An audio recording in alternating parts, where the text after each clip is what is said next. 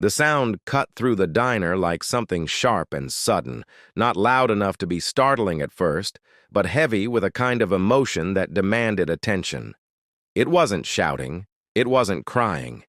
It was a small voice, steady and sincere, carrying a trust so complete that it left no room for doubt. "Daddy, please help her." Time seemed to slow in that instant. Forks hovered inches above plates. Conversations dissolved into unfinished breaths. The soft hum of neon lights and the low murmur of the late-night crowd faded into the background.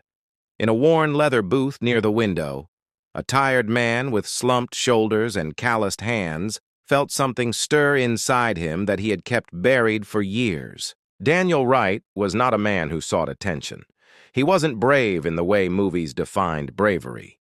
He didn't see himself as strong, heroic, or even particularly capable.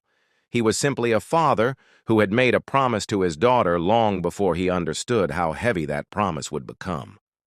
A promise that no matter how dark things got, she would never face the world alone. Life had narrowed for Daniel after his wife died. 3.5 years earlier, cancer had taken her quickly and without mercy, leaving behind hospital bills, unanswered questions, and a 7-year-old girl who still expected bedtime stories and pancakes shaped like smiley faces. Since then, Daniel's world had become small and exhausting. Nights loading trucks at a distribution warehouse, days cleaning floors and fixing broken chairs at a community center, paychecks that disappeared before they could settle into his account. A constant mental tally of overdue notices and utilities that were always one step away from being shut off. He had learned how to make himself invisible. Keep his head down. Don't cause trouble. Don't attract attention that might cost him a job. Survival didn't leave much room for ideals. That night, the diner on Route 9 was supposed to be a small reward.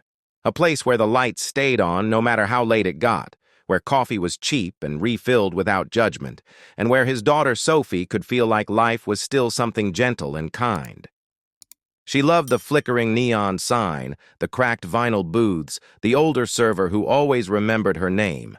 She loved the chocolate chip pancakes that came with too much whipped cream, shaped into a smiling face that made her giggle every time. For Daniel, watching Sophie smile was enough. Those moments reminded him why he kept going when his body ached and his mind never rested.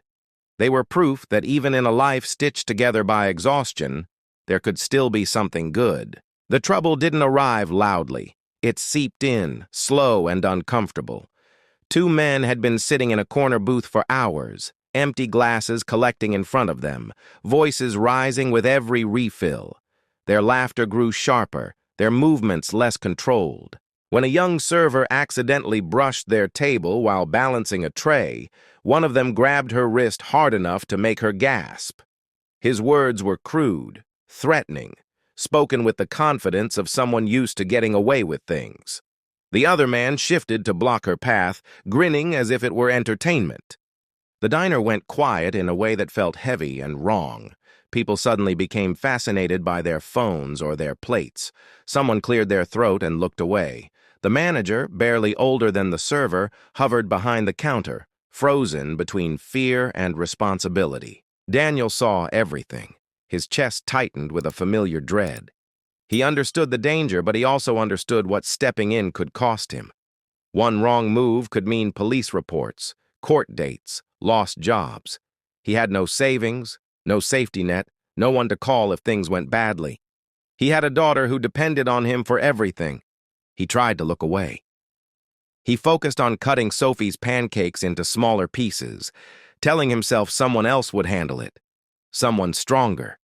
Someone with more to lose. Someone who could afford the consequences. But the server's voice broke. The fear in it was real and raw. And then Sophie slid out of her seat, her small hand tugging on his sleeve. She didn't understand adult calculations or risk assessment. She only understood right and wrong. "Daddy," she said quietly but clearly, "please help her." That was all it took. The fear didn't vanish. It was still there, loud and insistent. But it was suddenly outweighed by something deeper, the trust in his daughter's eyes. the realization that this moment would teach her something, whether he acted or not. The understanding that the man he was becoming would be the man she remembered. Daniel stood. His legs felt unsteady, his heart pounding so hard it hurt. One of the men noticed and turned, his expression twisting into a sneer. He shoved Daniel in the chest without warning, sending him stumbling back into the booth. Laughter followed. Insults meant to humiliate him in front of everyone watching. There was no elegance in what happened next. No perfect timing, just instinct and desperation. Daniel moved forward, deflecting a clumsy punch, bracing himself against a table. One man slipped and went down hard, hitting the edge of the booth. The other lunged, but Daniel redirected his momentum into the counter. Within seconds, both men were on the ground, stunned and swearing, the diner erupting in shocked murmurs. Daniel stepped back immediately, hands shaking uncontrollably. His thoughts raced ahead to consequences. Police, charges, losing everything. Sophie stood frozen, her face pale, but her eyes fixed on him. When the police arrived, the tension was unbearable. Daniel answered questions with a knot in his throat, expecting the worst. But then people started speaking up. Witnesses who had been silent moments earlier described what they'd seen. Security footage confirmed it. The officers conferred and finally told Daniel he was free to go. He had acted to protect someone in immediate danger. He nodded, thanked them, and walked Sophie to their car. Relief never came, only exhaustion and worry. That night, sleep wouldn't come. He replayed every moment, wondering if he had just shattered the fragile balance of their lives. The next morning, he sent Sophie to school with a hug that lingered longer than usual. At work, he waited for bad news. When his supervisor asked him to come to the office, his stomach dropped. Inside, a woman sat waiting. Calm, composed. She introduced herself as Victoria Chin, the CEO of the company that owned the diner. Daniel braced himself for threats wrapped in politeness. Instead, she thanked him. She told him she had reviewed everything, the footage, the statements. She spoke about courage, about how rare it was for someone with so much to lose to step forward. She told him the server's name was Amanda, that she was working multiple jobs to put herself through nursing school, that she had been on the verge of giving up. Then Victoria made him an offer, a position helping build a safety and guest relations program across their properties, a real salary, benefits, stability, a future Daniel had stopped believing was possible. He didn't trust it at first. People like him didn't get opportunities like that. But Victoria was sincere. She told him to take time, to think, to ask questions. For the first time in years, Daniel allowed himself to imagine a life that wasn't just about surviving. That evening, he picked Sophie up early and took her back to the diner. This time, he didn't count the money in his wallet. Amanda served them, her gratitude quiet but overwhelming. She told him she was staying in school. Sophie smiled like she was bursting with pride. Hope settled in Daniel's chest, gentle and steady. Months passed. Daniel grew into his role. He listened, he protected, he showed up.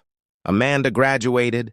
Sophie saw her father smile more, laugh more, be present. At an awards ceremony nearly a year later, Daniel stood beside his daughter as applause filled a ballroom he never imagined entering.